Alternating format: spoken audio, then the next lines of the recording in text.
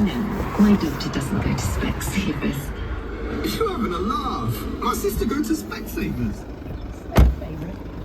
My mum is out of the question. Dad? Oh, he hasn't been to Specsavers in years.